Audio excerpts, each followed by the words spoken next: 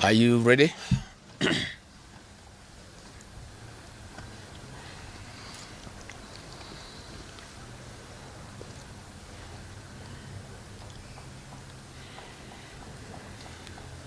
Uko tayari?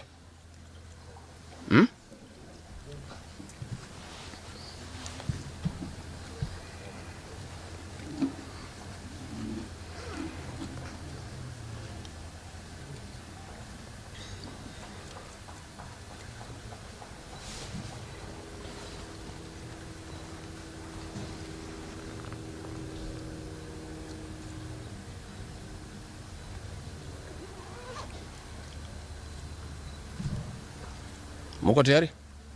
Thank you. Dear Kenyans, you are all aware of the political developments in our country. We are standing at a point of economic, political, and social nosedive as a nation. As a country, we, the people of Kenya, are being treated by William RUTO as less Kenyans at any given moment. Driven by the resolve for a better Kenya and patriotism, I've heard a call from the people of Kenya to speak into the matters that are of concern to them and all of us for our common good. On the 7th of July 2025, during the 35th anniversary of Sabasaba, Kenyans from all walks of life led by Gen Zs, unarmed and peaceful, went to the streets.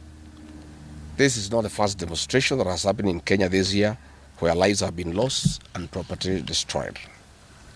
Unbeknown to these peaceful demonstrators, the tired regime of RUTO had a well-organized state-sponsored militia in cohort with the police and other state security agencies to maim, kill and destroy property and blame it on the Kikuyu community and specific leaders who are perceived unfriendly to this killer regime.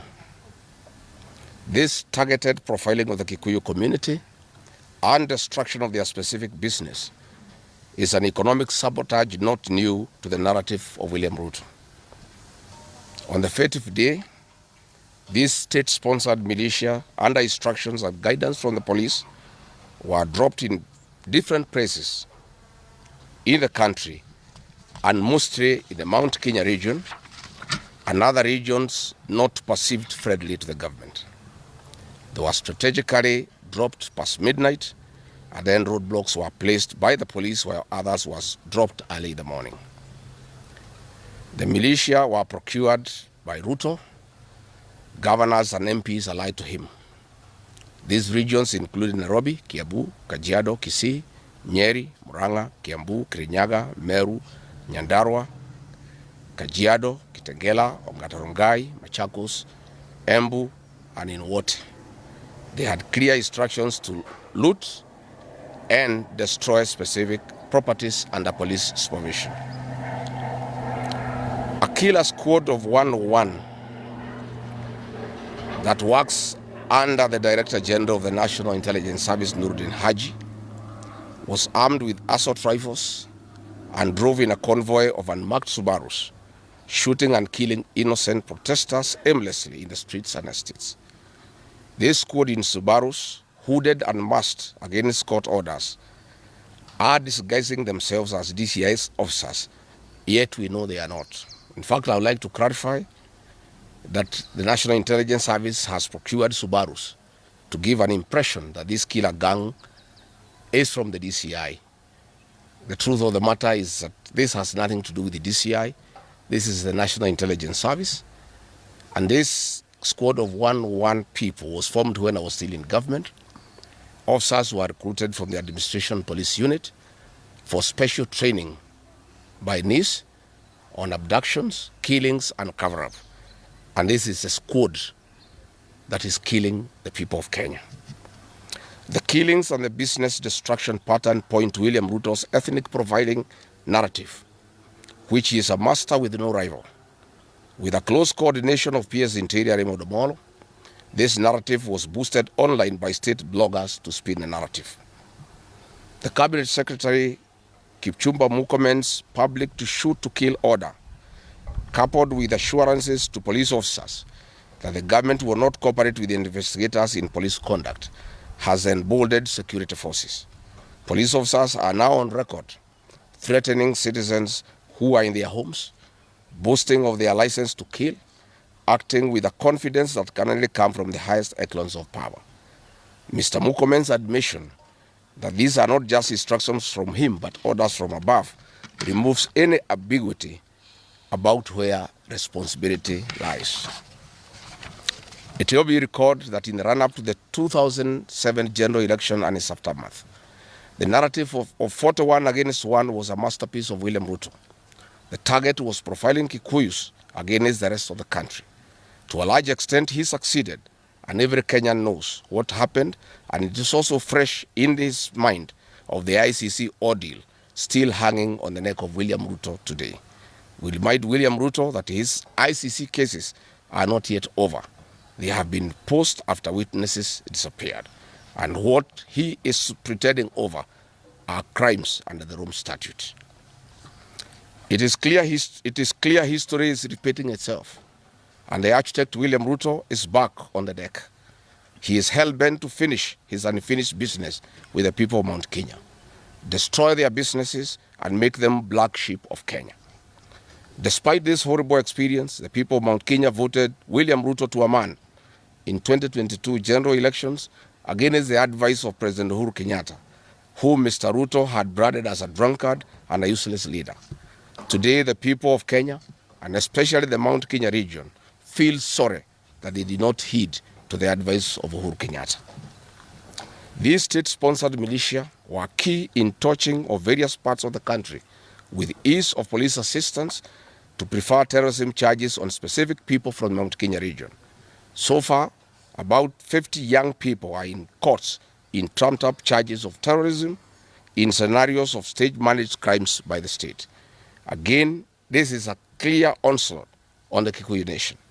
A case in point, when a police station in Mawego in Homa Bay County was torched, the suspects for that particular crime have been charged with arson. But when a police station is alleged to have been torched in Kiambu, suspects from the Kikuyu nation are charged with terrorism charges. This is serious ethnic profiling. Last night, in Juja and Kirinyaga, these state-sponsored militia invaded various businesses. Luckily, in Kirinyaga, after Wananchi went to Sagana police station and they refused to act, saying they had orders from above not to interfere, the people organized themselves and repulsed the militia. Mr. RUTO's ethnic profiling has led to the destruction of the foreign properties belonging to the people of Mount Kenya. Maguna supermarkets in Meru, Kahawa West and Muranga. Nice supermarkets, hotel and petrol station, and nice city in Mwea in Kirinyaga. County supermarkets in Kabati and Kirinyaga. Power Star supermarkets, Quick Mart supermarkets in Eastern Bypass, Shell and Total Mini markets in Roiro, Chill Post Hotel in Gong, Boju Shop in Keserian, Homegrown Supermarket among others, and the Family Bank in Kahawa and Roiro. Notably, in Meru, these state-sponsored militia tried to attack Meru Dairy Processing Plant and were repulsed by workers. In Nyeri, they further tried to attack Wakulima Dairy in Mukurweini, and the attack failed. We urge our businesses to heighten security surveillance on their business premises and production lines, especially the KTDA, coffee factories, milk processing factories, among others. We take note that in Meru, on Sunday the 6th of July, at an event attended by CS Kipchumba Murkomen, the MP for Bori, Mugambire Dikire, indicated that a supermarket would be attacked the following day. As sure as December 25 is Christmas, and true to his word, Maguna supermarket was torched by the state-sponsored militia, which the MP was private to. Why hasn't Mugambire Dikire been arrested? How did he know that a supermarket would be attacked? This is selective justice. The evidence that these militias are state-sponsored is plain for all to see. Videos circulating widely show police officers not merely failing to intervene, but actively transporting armed groups who proceed to unleash destruction with apparent impunity. Uniformed officers have been seen standing guard as these groups rampage. Their inaction and a stark contrast to strong statements being made by government.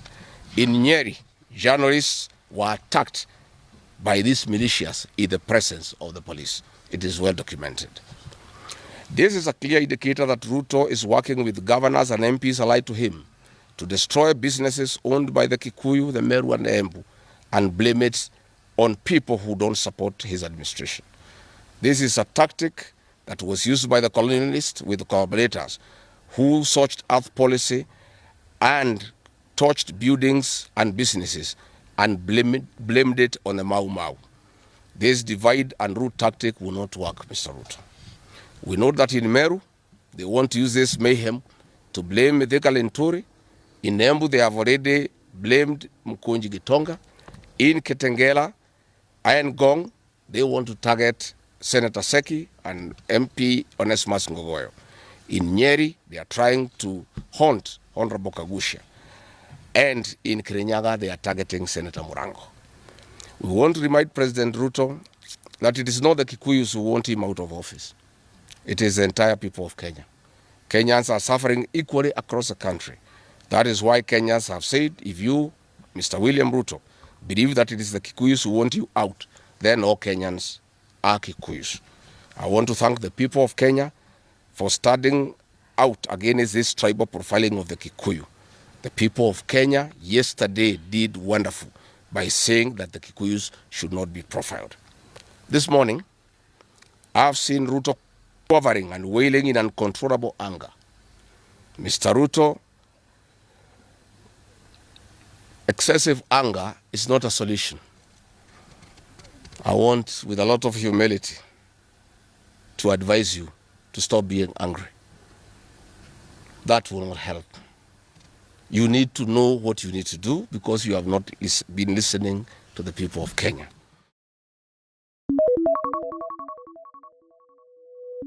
People of Kenya are more angry than you are. They are angry because you have overtaxed them. There is wanton corruption. There is abductions and extrajudicial killings. There is ethnic profiling and other ills that bedevil your administration. If you want to be calm, please abolish the housing levy and give dignity to the payslip. I have heard you saying that you cannot give jobs to the young people. Please restore the dignity of the payslip. Restore the capacity of the middle class. The middle class will give jobs to these young people. Stop killing and profiling the young people. Listen to them.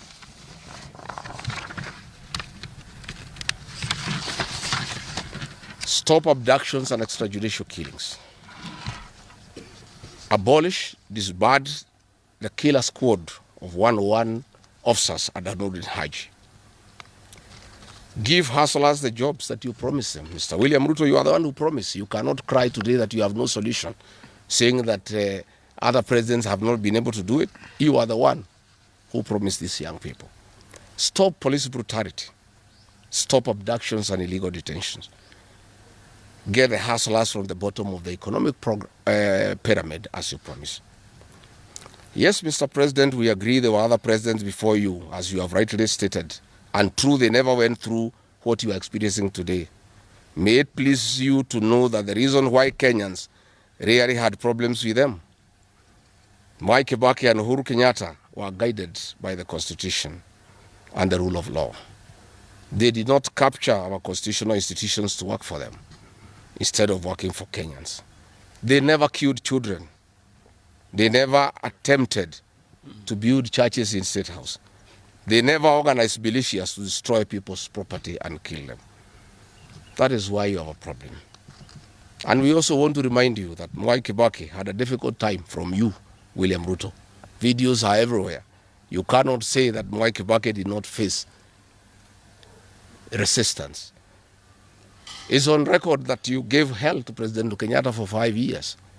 So it is hypocritical for you to allege that Mwai Kibaki and Uhuru Kenyatta had a very easy time.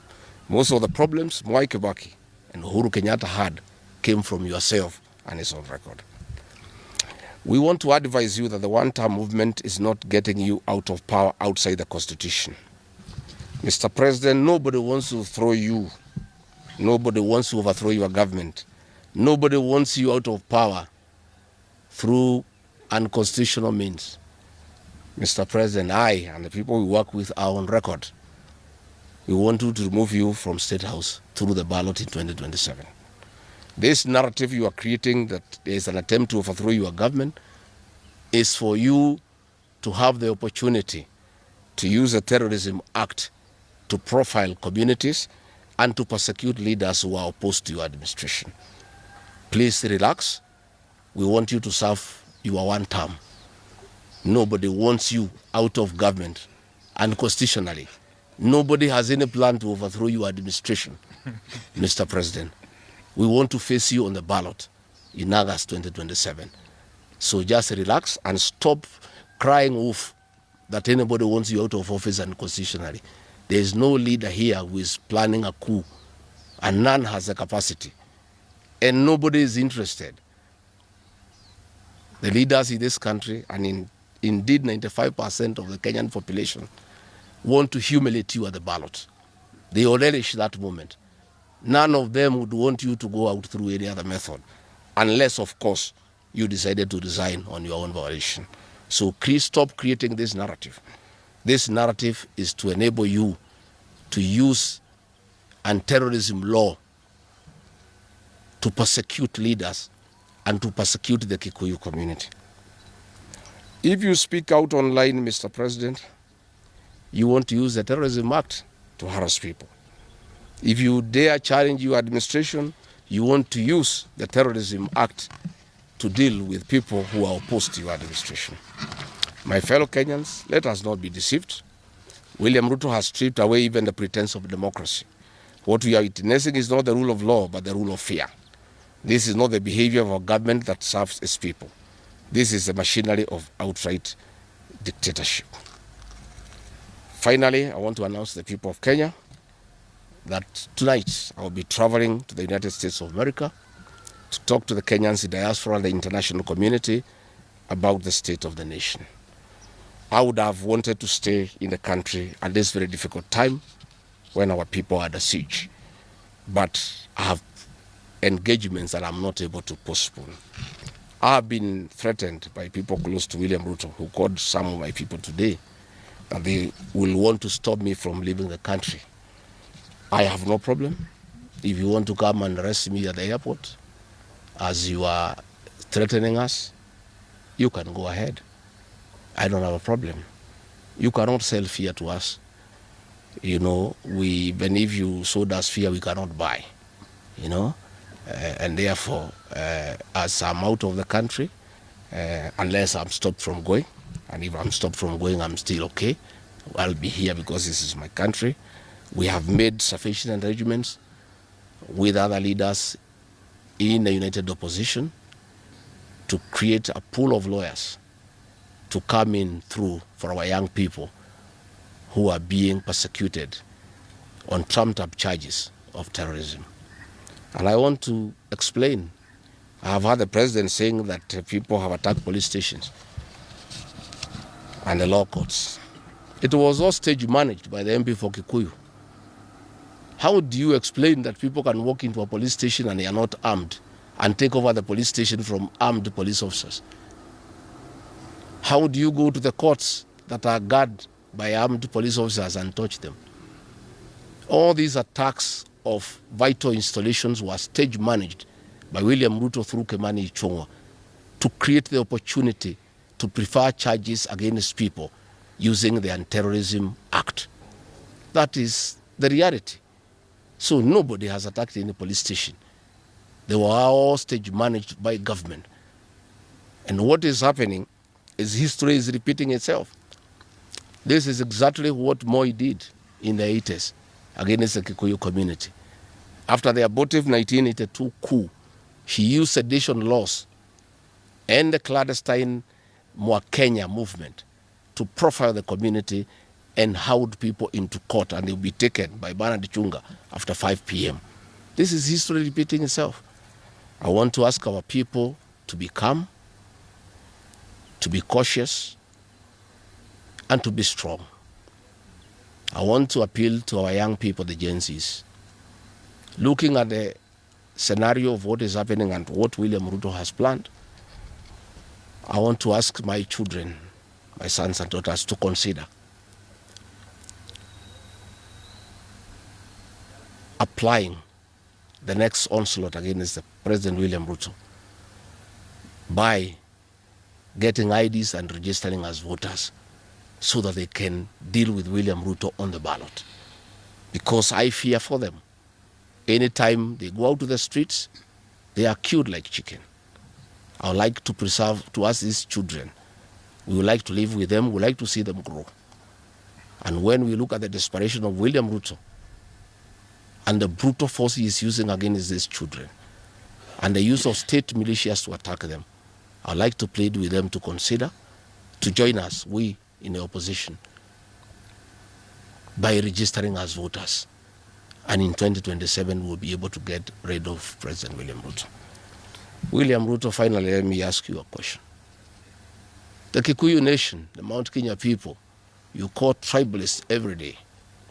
These people you are waging war against, their businesses, are the same people who voted for you, even after what you did to them in 2007. They forgave you and considered you as a person they can elect as president. You have turned against the community. You are trying to mobilize other Kenyans to profile them and to fight them, but they have refused. These same people from Mount Kenya have the capacity to support somebody else. It must not be you. And they proved that they are not tribal by voting for you when you are Kalenjin. They can vote for a Kamba. They can vote for a Kisi. They can vote for a Luya. They can vote for a Maasai. That sense of entitlement that you are having to the Mount Kenya vote is misplaced. They voted for you, yes. You betrayed them. You turned against them. They don't have to vote for you again. Please stop persecuting them into submission. They will not submit to your brutality, to your vicious attack against them and their leaders. That I want to tell you for free today. I have listened to you talking with a lot of anger, calling them tribalists. They are not. How can they be tribalists when they voted for you and you are not one of them? But you don't have a sense of entitlement that they must vote for you. You know what you have done to them and why they have reacted the way they have. And I want to assure you, you cannot scare them into submission. Even if you jail them, they will not submit. These are seasoned descendants of the freedom fighters, and they cannot be intimidated. So let me encourage my leaders here as I go away to remain strong, to remain focused, and to speak for the people of Kenya. I am I have a lot of gratitude to the Honorable Stephen Kalonzo Musyoka and Eugene Wamalwa, who have been in court the whole of yesterday and today, standing strong and defending our young people who have been framed and charged with treason. For those two leaders, I want to give them the gratitude of my community and our leadership. They have come through for a community when it's under siege, and we are indeed very, very grateful. I want to ask our leaders here to be vigilant and to continue speaking out to the people of Kenya.